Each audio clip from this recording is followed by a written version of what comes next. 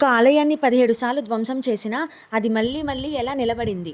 భక్తిని ఎవరూ ఓడించలేరని చరిత్రకు సాక్ష్యంగా నిలిచిన క్షేత్రం. 12 జ్యోతిర్లింగాల్లో మొదటిదైన సోమనాథ్ జ్యోతిర్లింగం.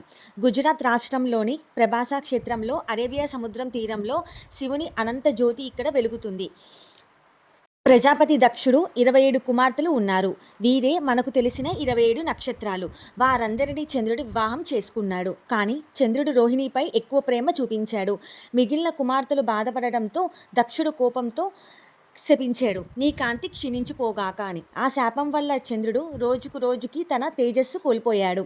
చివరకు బ్రహ్మదేవుడు సూచనతో చంద్రుడు ప్రభాస క్షేత్రానికి వచ్చి మృత్యుంజయ మంత్రంతో శివుణ్ణి కఠినంగా ప్రార్థించాడు. భక్తికి ప్రసన్నుడైన పరమశివుడు ప్రత్యక్షమై శాపాన్ని పూర్తిగా తొలగించలేదు. కానీ నీవు నెలలో 15 రోజులు నీ కాంతి తగ్గుతూ కృష్ణపక్షం, మరో 15 రోజులు పెరుగుతూ శుక్లపక్షం ఉంటుంది అని వరమిచ్చాడు. అప్పటి నుంచి చంద్రుడి కళలు పెరగటం తగ్గటం ప్రారంభమయ్యాయి.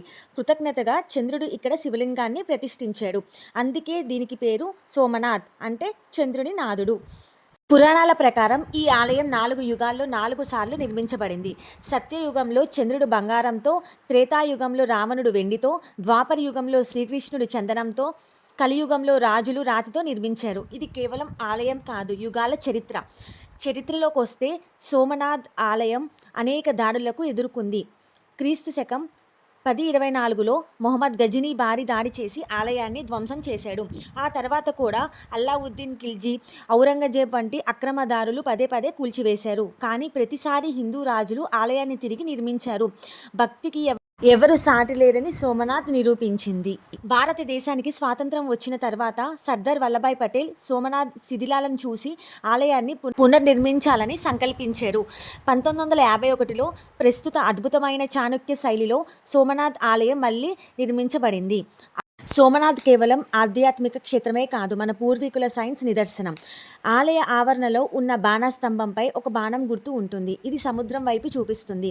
ఈ బాణం చూపిస్తున్న దిశలో మీరు నిటారుగా ప్రయాణిస్తే మధ్యలో ఎక్కడ ఏ చిన్న భూభాగం కూడా లేకుండా నేరుగా అంటార్క్టికా చేరుకుంటారు. వేల ఏళ్ల క్రితమే గూగుల్ మ్యాప్స్ లేకుండా మన ఋషులు భూలోక శాస్త్రాన్ని అంత ఖచ్చితంగా ఎలా గుర్తించారో ఇప్పటికీ ప్రపంచానికి ఒక మిస్టరీ.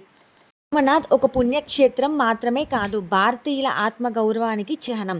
గాలిలో తేలే శివలింగం వంటి కథల నుండి ఆధునిక చాణక్య శిల్పకళ వైభవం వరకు సోమనాథ్ ప్రతి అణువు ఒక అద్భుతం.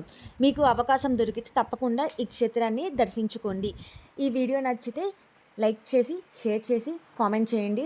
మరిన్ని వీడియోస్ కోసం మా ఛానల్ని సబ్స్క్రైబ్ చేసి మమ్మల్ని సపోర్ట్ చేయండి.